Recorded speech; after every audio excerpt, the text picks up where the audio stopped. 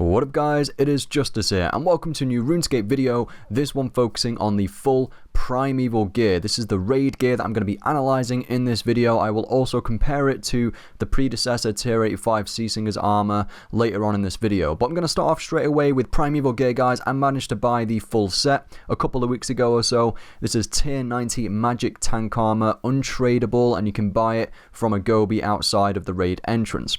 The cost with Teci for the full Tier 1 Primeval gear is 44,000 Teci.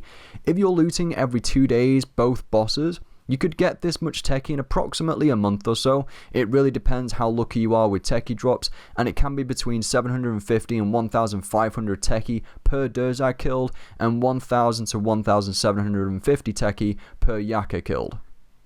I'm really happy that I've bought Primeval gear. I mean, it's going to give me a higher chance to get the ACHTO version later on, which I'll get into. And also, I do like the set effect, and it's pretty awesome when it happens, especially if it happens at a time when you really need it to. But firstly, I'm just going to analyse the figures, just get that out of the way first. So the armour rating for full Primeval gear is 1,840. Life point bonus is 1,440. The tradable Tier 1 Seasinger's armour, plus static gloves and Ragefire boots, which you're going to compare it to, that is the Tier 85 tank armour equivalent. The armor rating for that is 1,563, so you get another 277 armor rating, which to be honest is a substantial increase. The life points as well, you get 180 more life points with the Primeval gear Tier 1 version. Now, damage reduction is where it's all at when you wear tank armor. That's what you really want to have. So the Primeval T90 tank armor gear gives 9% damage reduction approximately. That's the Tier 1 version. I do have ACHTO boots, but it's around 9% damage reduction. And the superior Seasinger's Tier 85 setup, because I don't have the tradable version, gives 8.5% damage reduction. So the ACHTO version, I'm looking forward to how much damage reduction that gives. I'm guessing it probably gives around 10% or so, maybe a little bit more. So it's still slightly higher than superior Teci, which is always good. But the figures aside, the one attribute of Primeval tank gear that really sets it far apart from its predecessor is the set effect, where it has a chance of triggering the ability to reset all defensive ability cooldowns. Now that's when it gets interesting. A broadcast message will appear in your chat box when this activates. This will be a surge of energy courses through you, preparing you for the battles ahead, and that's when all of your defensive abilities will go off cooldown and it will be reset so you can use them again.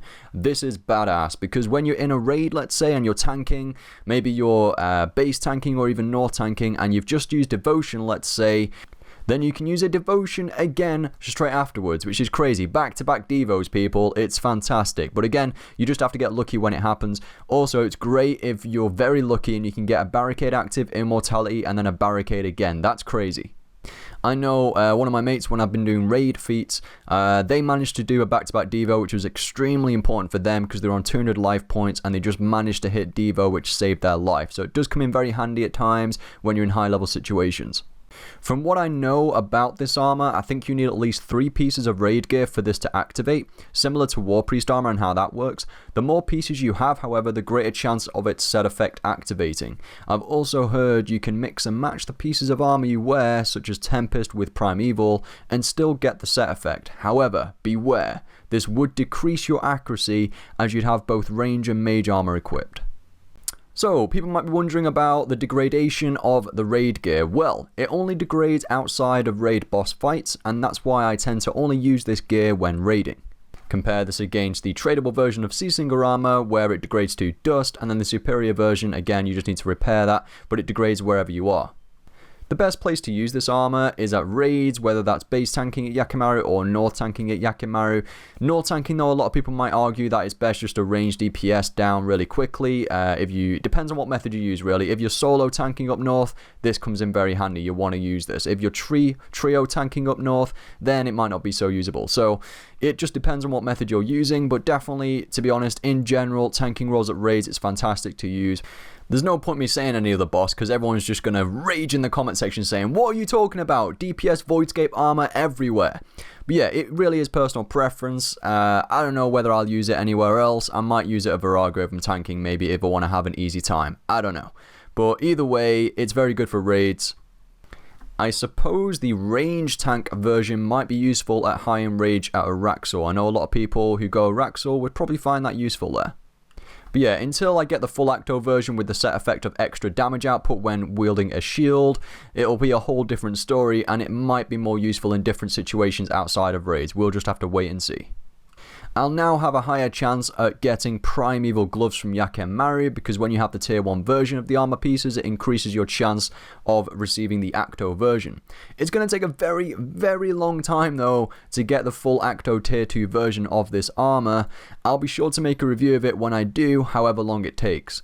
And with the way the raid reward system has been created, it's going to take until like mid next year before that even happens at this rate.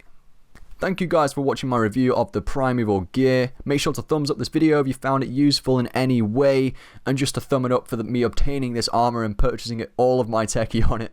But yeah, I'm finding it useful, I'm finding it fun at raids, so thank you guys for watching once again. If you're a new viewer, welcome to the channel, feel free to subscribe, and I'll see you guys in the next one.